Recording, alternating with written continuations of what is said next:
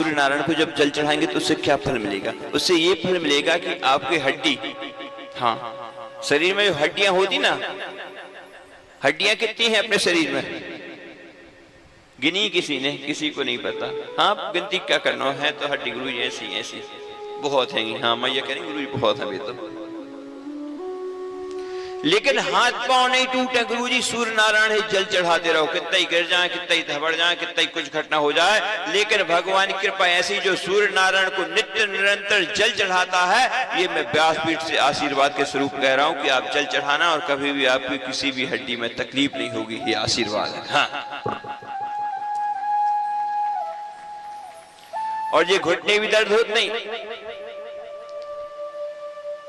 हाँ, बुढ़ापे पे घुटने आ रहे हैं गुरुजी, अब बुढ़ापा क्या करें, उठत नहीं बन रहा, कमर दुख रही है, घूंटे दुख रहे हैं। अब कथा तो कथा, लेकिन कथा समझो, ये नियम करो मैया। भागवत तो बहुत सुनी है, लेकिन मैंने अपनाए नहीं अब तक अपन ने। जब तो जाके ये कष्ट मिल रहे अपने काज,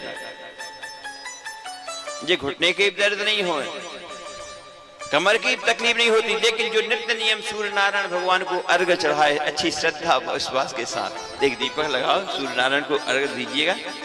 लेकिन सूर्य नारायण के लिए भी एक चीज और विशेषता, जिस तांबे का जो लोटा होता है ना, उसमें चंदन मत डालना साहब। हाँ, भगवान सूर्य नारायण को जब चढ़ाएंगे ना, तो जल में चंदन, चावल और लाल फूल मिल जाए तो लाल फूल, नहीं तो जो भी फूल मिले, क्योंकि नाना सुगंध पुष्पाणी यथा कालोद्भवीन जय, यथा समय के अनुसार जो पुष्प मिल जाए। वैसे तो लाल फूल का वर्णन है रक्तांबोजतराभिराम नयनम, क्योंकि लाल फूल का वर्णन है यहाँ पे। लाल फूल मिल जाए, लाल चंदन मिल जाए और लाल चावल, उसमें डाल के फिर भगवान सूर्य नारायण। लेकिन तांबे का लोटा हो तो उसमें चंदन मत डालना, क्योंकि तांबे के लोटे में चंदन डालने से वो पूरा जल अशुद्ध हो जाएगा। हाँ, स्टील का ले लो, कांसे का ले लो, चांदी का ले लो, सोने का ले लो। हार तो खूब बनवाते, काल लोटे ही बनवा ले, क्या दिक्कत है कि वहां? हाँ, जी बना हुआ है तो तुम बना दे होगे, ऐसे तुम नहीं बना सको। फिर देखा तुम्हारे शरीर में कैसे कोई दिक्कत होती है। तो यहाँ पे मत्स्य भगवान ने बताया है, क्योंकि जल चढ़ाया तो फिर बड़ी मछली हो गई, फिर बड़े में, फिर बड़े में, काफी स्वरूप दिया। बोले महाराज, फिर अंतोगत उसे बड़े समुद्र में छोड़ा गया। उसने कहा, बोले महाराज अब मैं तुम्हारी भावना से प्रसन्न हूँ, बोले बताइएगा। क्योंकि उसने कह दिया था, कोई आप मछली नहीं है, कोई आप विशेष अवतार है प्रभु, आप कौन है, मुझे आपके दर्शन कराइए। तब मत्स्य रूप में भगवान ने अवतार के उन्होंने दर्शन कराया। बोलिए मत्स्य भगवान की। वहां पर फिर बताया गया कि अब कलयुग का अंत आने वाला है और ऐसी ऐसी स्थिति होगी। अब तुम एक काम करना, मैं एक नाव तुम ले लेना, उसमें सब ऋषि मुनियों को रख लेना और जो भोजन प्रसादी के अन्य पदार्थ इत्यादि वो रख लेना। और एक नाव जब मैं आएगी और मछली में आऊंगी, उसमें बासुकीनाथ की नतनी बना के तुम्हें मैं लहराऊंगी।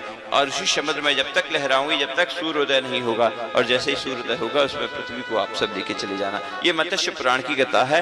और फिर आती है नगम स्कंद की भागवत कथा। नवम स्कंद, देखो मैंने बताया था एक 12 स्कंद श्रीमद् भागवत पुराण में। अब एक स्कंद की कथा बताते जा रहा हूं, अब नवम स्कंद की कथा आ रही है। नवम स्कंद में मनवंतराणि शर्वाणि ततो जातानि सुतानि में वीर्यानंत वीर्यश हरिस्तुतानि च ये भूता ये भविष्याश भवन्त्यावन्तयाश तेषां पुण्यकीर्तीनां सर्वेषां परमेश्वरान्। यहाँ पे भगवान सूर्य नारायण का वंश है। अभी सूर्य कथा करें तब उनके वंश का वर्णन सुन लीजिएगा। अब उनके वंश की कथा